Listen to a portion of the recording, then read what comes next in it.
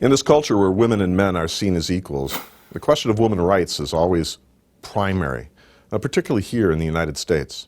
And so a lot of people wonder why women can't be priests. They see it in terms of rights, but you know, that's really not the way to frame the question. No one really has a right to be a priest. I don't have a right to be it. The only reason I'm a priest is because I felt that God was calling me. But even that wasn't enough.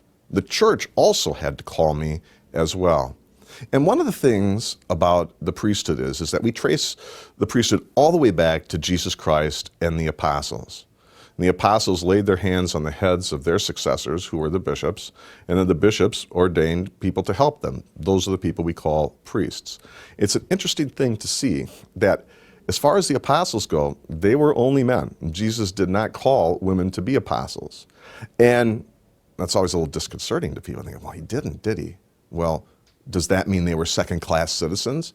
Well, look at the Bible. Of course they were not second-class citizens. Women played a great role in the early church and with Jesus and his company of the apostles.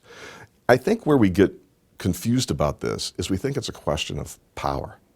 You know, if we want to say that women should have power in the church, absolutely they should.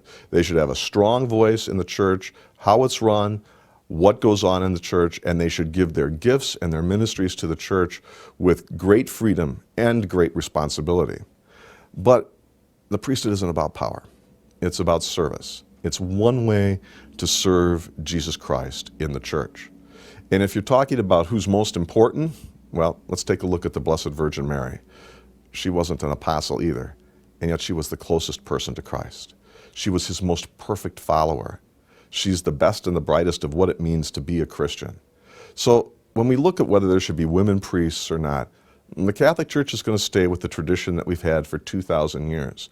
But it's a tradition of service, and it's not meant to denigrate women, and far from it. In fact, in the Catholic Church, women need to have a voice, they need to be heard, and they need to minister to people so that they too can be signs and symbols of Jesus Christ to others.